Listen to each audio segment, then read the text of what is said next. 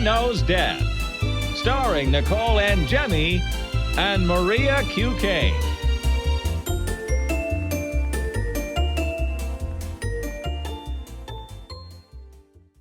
Hi, everyone. Welcome to Mother Knows Death. On today's episode, we're going to talk about privacy and HIPAA violations when it comes to influencers and celebrities.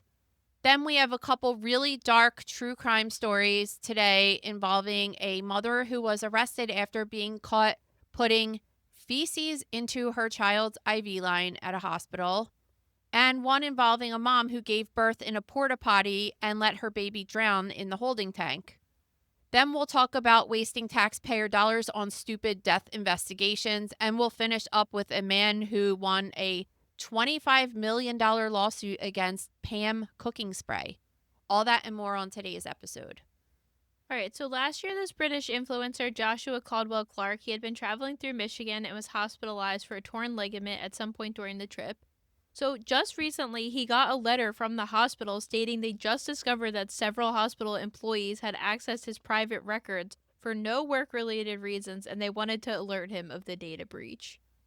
Yeah, and this is like a huge thing that any single person that works in the hospital knows is a big no-no.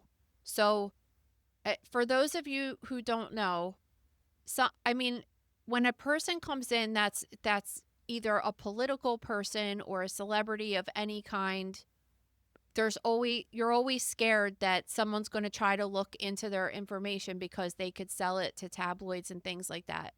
I actually was thinking when we were talking about over the past couple of weeks about Catherine O'Hara dying, I was thinking about how cool it was that we found out, not cool that she had cancer, but we found out that she died from a pulmonary embolism because she had this history of rectal cancer. And she's getting treated in the United States, right? And going, so she's getting diagnosed. She's having a biopsy. She's having blood work. All of this stuff, and nobody knew that she had it, which is awesome because that means that all the people at the hospital that were touching her specimens and were treating her, involved the nurses, everything, like nobody said anything, and she was able to live her life not having her private health information released like that. But we hear in other cases that that's not the case. If you remember when that whole thing went down with that hoax with Jussie Smollett, like someone looked at his records when he was in the hospital. Well, didn't it happen with Kate Middleton too? Yeah, like you can't do that. So for example, like if we get a specimen into the lab, like especially in surgical pathology, and let's say we got who's that actor that just died? James Vanderbeek? Yeah, like let's say we got his colon cancer case in our lab. If I was the one that was grossing or dissecting it, it's okay that I go into his medical record because I'm have direct patient care with him. But let's say someone in another lab, like flow cytometry, for example. Flow cytometry is a lab that mainly works on lymphocyte cases, but like blood disorders and things like that. But there would be no reason that they would really need to look at a colon cancer case, right? If an employee there just like went into his medical record because they heard that he was at the hospital, they can get fired for a HIPAA violation because of that, because they're not directly taking care of that patient, and there's no reason that person had to look in his chart besides the fact that they're just peeking around. Yeah, and don't you just live in a world where you assume everything you're doing is being monitored? Like, how dumb can you be? It is, especially so unfortunately, and I've seen this, like working in the hospital, this could be done in other situations too with like regular people, because your neighbor's in the hospital, right? And you're nosy. Why is your neighbor in there? Like it's like embedded in our brains not to go in anyone's chart that we aren't directly taking care of, and it can't be traced back to us having to actually touch their specimen, kind of. So like I'm sure people do it all the time and don't even get caught because they're nobodies. But in cases like this, when you have high profile people, they're certainly looking at it, and they can look and see every single person that logged into the case. So And like, what other reason would it? Some people just want to gawk, but other people like want to sell the story to tabloids and stuff. Well, he also said, so he was thankful they sent him the letter, which, quite frankly, I can't believe they sent him the letter. We find out all this bad stuff that goes on at hospitals behind the scenes, and they really don't want it getting out there, and they'll cover it up. But maybe they thought if this was lawsuit worthy and they had internal documents saying they were aware of the situation, it would blow up worse. But anyway, he's thankful that he got notified, but he said, quote, "The fact that there's people out there who now know my personal address and I keep parts of my life very private. They know where I live. They know a lot of information about me without my permission." And that is scary to think about. It's like you are online and you're a public figure, so to speak, but you work really hard to make sure people don't know that information about you. And then you have to be hospitalized, and then some rando in another department's going to go find out your address and stuff and maybe share it with other people. It's not cool. Yeah. I mean, and or show up at your house. Another thing too is that while he was at the hospital, he also said while he was heavily medicated that there were people working at the hospital that were coming up to him and asking him for selfies. That is And so inappropriate. It is. And like, I've had this happen a couple times during this time that I've been on Instagram and stuff, because especially locally, like a lot of people that work in hospitals and stuff, like they follow me and they know who I am and stuff. So I don't ever, it just, like, usually I'm just going in like, oh, my kid's coughing or something stupid, right? So it's fine. It's not embarrassing, but I don't know. I just always think like, God, if I have like a vaginal cyst or something, do I really want like people knowing that I'm there for that? It's a scary thing a little bit, just because, you know, you don't want everybody knowing every single detail about your medical stuff. But also, like, we're very open people, and I think we would share anything that happened to us, but it's like, it's my story. Like, it's not your story. So, Yeah, and I've never had anybody like, well, not that I know of or anything, go through my chart or anything, but just sometimes I'll have people say to me like, "Oh, I follow you on Instagram," and then I don't know, it's just like a little bit weird, because then I know that, you know, that they're looking at my stuff right then and there, I guess. I don't know, it's just a little awkward. Um but yeah, certainly like in this particular case, you're really dumb if you do this if you work in the hospital, because when you try to get a job at another hospital, and think about this, this is like people that go to school to be a nurse or a technician or something. You go to school for all these years, like, you're never getting hired again if you had a HIPAA violation at another hospital. no, It's especially like something really, so really frowned upon. frivolous. Yeah, and it's just kind of like nosy. I don't know. It's just kind of weird. I guess this is where it's good that my rule followerness comes in, because, like, I'm an extremely nosy person, but, like, the rule follower kind of intersects that as, like, well, don't do anything stupid because you're a rule follower, right? And I guess some people just really don't have that monitor filter in their brain to be like, this isn't a good idea. I actually would call myself not being a nosy person. You're not. I'm not, right? Like, this is actually funny. So when I was just dating Gabe, he went to visit with he took off of work for like in 3 weeks or something, and or maybe even a month, and he went and like stayed with his friends in San Francisco, right? And while he was gone, I watched his house and like just because he had a cat, and I would go feed the cat and let the cat out or whatever, right? And change the litter and stuff. And all of my friends would just be like, why don't, like, are you going through like all this stuff? And I'm just like, no, I like literally never did. I would never ever go through somebody's stuff like that. And No, there's tiers, okay? Because, like, I'm extremely nosy. Like, when somebody dies, I'm like, just say how they died. Like, I want to know. Or, like, you know, there's an ambulance or a fire truck on my street. I look out the window. Yeah. There's a different added level of people that go through stuff. Like, I have no interest in doing that. I never would do it. I didn't do it to you growing up. I don't go through the kid stuff. Like, I don't go through Gabe stuff. I don't do that. Because people like that don't realize that no matter what, you're always going to find something you don't like. And it's going to cause rifts. And then it's like, exactly. Like, maybe that's why I'm just afraid. I had a friend who went through her boyfriend's phone while he was like in the shower or something, and saw like he was having a totally innocent conversation with like a coworker freaked out on him. And she was like, okay, well, it was nothing. And he was like, no, I'm breaking up with you because you just went through my phone. And I was like, dude, you kind of deserved it. I don't know.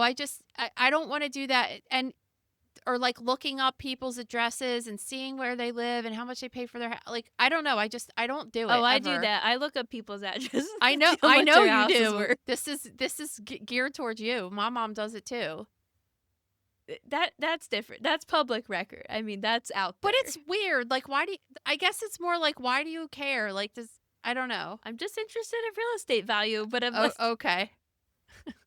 I do that, but I have no interest. Like, for example, I have no interest in going through Ricky's phone. I don't care what he's doing on there, and I don't want to see all the dumb videos. I think of all the dumb shit he sends me, and then like thinking about all the dumb shit he sends everybody else. I have no interest in looking at all. I don't understand people that want to do that. All right. This is like the episode of absolutely terrible mothers. So, first we have a mom who was charged after she allegedly was seen injecting feces into her sick baby's IV line at the hospital. Yeah, and I don't know how exactly it went down, but I guess it seems like the nursing staff or some of the staff saw her doing this, and then afterwards they did not let her have access to the child again without being monitored. Yeah, so it seems like at first on February 6th, there's not really much information about this, but they contacted police and said they believed the baby was being abused by the biological mother. And then they determined that she was not allowed to be in the room unsupervised anymore. And then 2 days later, that's when somebody allegedly saw her injecting something into the line. So then when they reviewed CCTV, they saw her go into the bathroom with a cup, come out with what appeared to be fecal matter in the cup, stick a syringe in there, drew it up, and then put that in the kid's IV line. Like, this is my thing, and you guys, I don't, obviously, like, I don't put IVs in and take care of babies in this situation, but a part of me just thinks that this is not possible, because if you did put poop into an IV line, that means that there's no such thing as sterile poop. It's got a shit ton of bacteria in it, and there's chunks inside of poop too, right?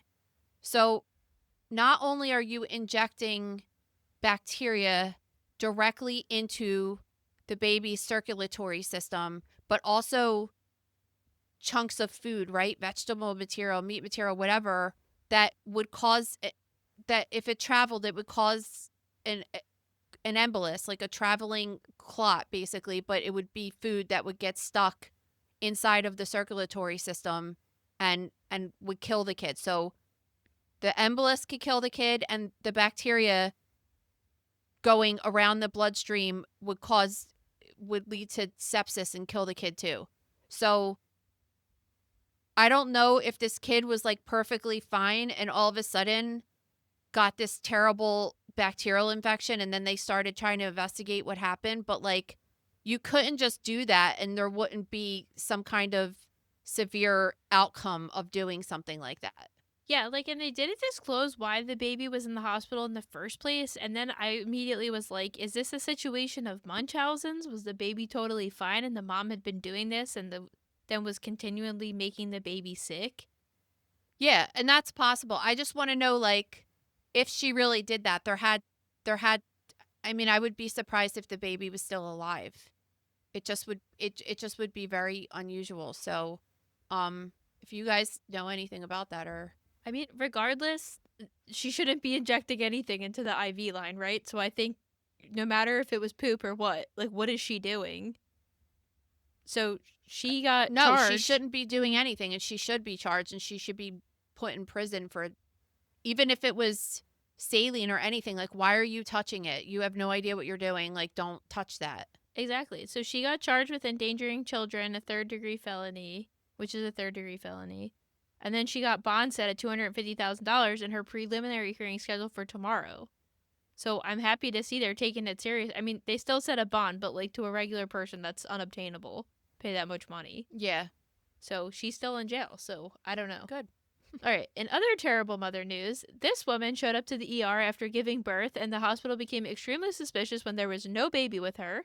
And it turns out that she gave birth in a porta potty and then left the infant to drown in the blue chemical liquid in the holding tank. Yeah, so talk about a weird autopsy that you don't see every day.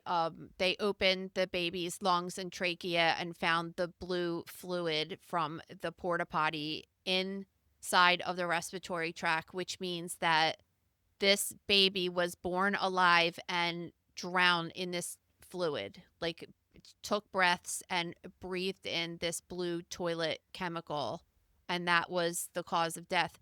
So it looked like she had actually cut the umbilical cord, so it wasn't even like, I don't know, you hear about these stories like, I didn't know I was pregnant and she gave birth and like looked in the porta potty and there was a baby and placenta and like freaked out and left it there. It like she gave birth and cut the placenta from the baby in the porta potty and put the baby with this cut cord inside. Yeah, exactly what you're saying. Like, she didn't like accidentally give birth in the porta potty and was like, oh shit, like they think she intentionally gave birth and put the baby in there after to drown. Yeah. I So, mean, like, what yeah. are you doing? She's a scumbag. I don't. What did we say? Yeah, absolutely disgusting. This episode is brought to you by The Gross Room. So, guys, speaking of Catherine O'Hara, more information came out about her cause of death and her death certificate was released. So we talk a little bit about that. We because we didn't know exactly why she died, if you remember. So we found out that she had a pulmonary embolism due to rectal cancer. So I go all into that, like what that would look like at autopsy and why she would get a pulmonary embolism to begin with, because people's blood doesn't just clot for no reason. So we talk about that and how it's related to her underlying diagnosis. And of course, we have our YouTube live every single week in the Gross Room, and it's kind of like an episode of Mother Knows Death. So we do talk about current stories in the news, but we also talk about really crazy stuff. I think this week we're going to get more into some Epstein conspiracies, because that is just never ending material of just like unbelievable weird stories that are somehow connected. And our website's on sale. We don't put it on sale that often, so it is $20 for the whole entire year. So you'll have access to those weekly episodes as well as our high profile and celebrity death dissections every week and thousands of videos, articles, and more. Head over to thegrossroom.com now to sign up. All right, so this next story is what I'm calling the biggest waste of taxpayer dollar death investigation I've ever seen in my life. So a fetus was found at a South Carolina water treatment plant, and in this case, they said the male fetus was between 13 and 15 weeks, showed no signs of trauma, and the autopsy revealed that it was not a live birth with extreme prematurity. Like, what? They found a fetus that was that small. Like, any normal person's going to look at this and be like, okay, clearly this baby couldn't have lived. It's the size of, like, it's so small. 13 to 15 weeks. It's like, I can't even explain to you what the size of it is. It's like the size of, what is it? Look on the app real quick. What does it say for 13 to 15 weeks? Oh, hold on. I'll look. The sizes, can we speak about this for a minute? The sizes are unbelievable, by the way. Like, they're just totally all over the place. I'm mentally picturing it in my hand, trying to think about, like, it has to be like, I would say an orange, not even, and 13 that's like weeks, they say, is a lemon to an orange. a lemon to an orange. To Okay, a pear. perfect.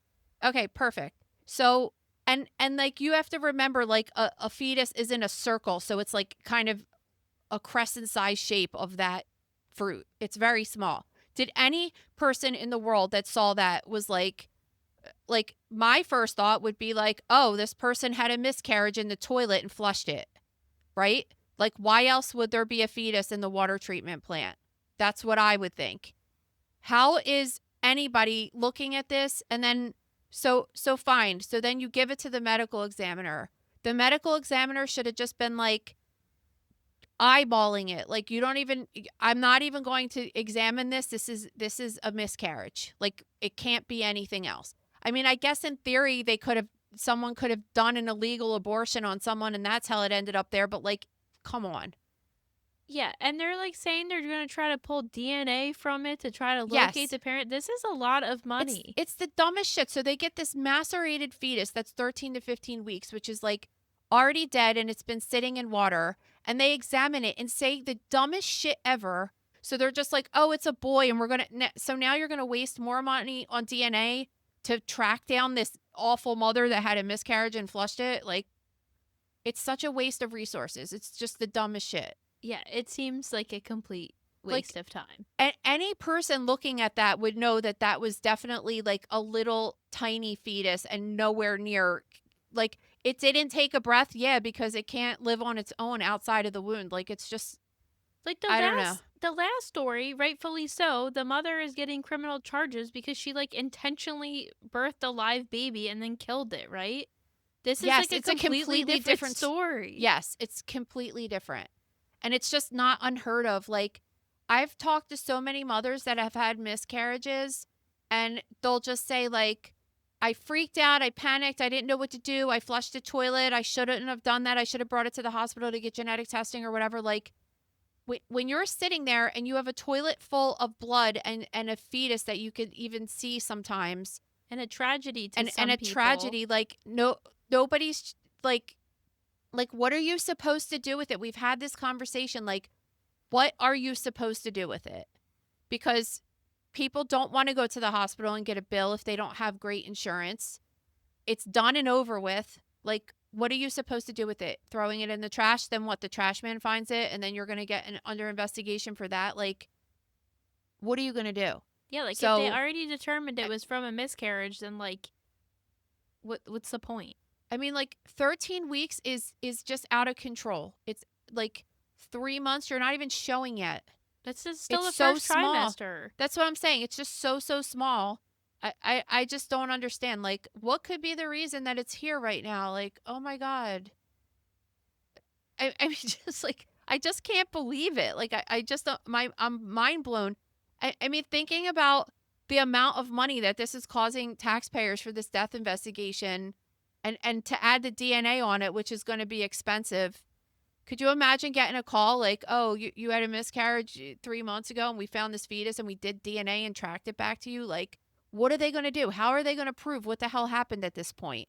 It just seems dumb. It's so dumb. All right, a 58-year-old man has been awarded $25 million after developing popcorn lung from using Pam cooking spray regularly. This is actually a really interesting case. So this is popcorn lung, is also called bronchiolitis obliterans. And that happened, it actually got its name from a really crazy reason. So, butter has been known to be so bad for you, right? So then they decided to just like make this chemical that tastes like butter. And they started doing it with microwave popcorn. And the workers in the factory that were using this fake butter called diacetyl were inhaling the fumes from it and started showing up with this really crazy scarring in their lungs, like permanent scarring that was causing lung transplants and stuff. So we were talking about this with this condition called EVALI, which is the lung-associated vape injury. It's kind of the same exact thing that you're saying. That's why sometimes they would call it popcorn lung, because it had the same findings on imaging that you saw in these workers from the popcorn factory. So this guy in this particular case was trying to do like healthy living, and he was grilling all these vegetables and meats with this spray that had this diacetyl in it. And he's saying that so Pam hasn't put that chemical in there for a while. Yeah, it was discontinued in 2009, but he had been using it from the 90s till then. Yeah, and he's saying like there was never a warning on there that said that I shouldn't be breathing this stuff in, and I was using it to cook with every meal. And I mean, I guess my question is how do you prove that? Does he have like all these like receipts that he was using it all this time? And I don't know. That's what I was gonna ask you. Like, how do they even make the connection once he starts having problems that that's where it came from? Well, because it's a very specific finding. That's why it's interesting, because it's not like a person that just has a cold, like their lungs look like this. Like it was an occupational hazard. This was directly linked to people using or working in the factory with the microwave popcorn with exposure to this chemical. And then when they see it in the vape associated injuries too, it's like because that person's having chronic use of that particular chemical that they think is causing that finding in their lungs. With the vape, it's a little bit different because they think it's the vitamin E oil that's mixing in the vape fluid, but it's giving that similar look. It's a very specific look. It's not common. It causes scarring, which leads to lung transplantation. So when you're at that point of going to a pulmonologist where you're getting treatment and then all of a sudden you're talking about needing transplants, they're like, well, what caused this? What exposure did you have? And so then he would go back and be like, I mean, they would probably say, like, were you ever exposed to anything that you inhaled? Did you ever work at a factory that used diacetyl, things like that? And then they would say, well, what other products has chemicals like that? Oh, like this Pam cooking spray. And then all of a sudden the guy's like, yeah, I mean, I use that every day for the past 15 years. But I guess, like, I could see how they could track it back fairly easily just because it's such a specific pathologic process.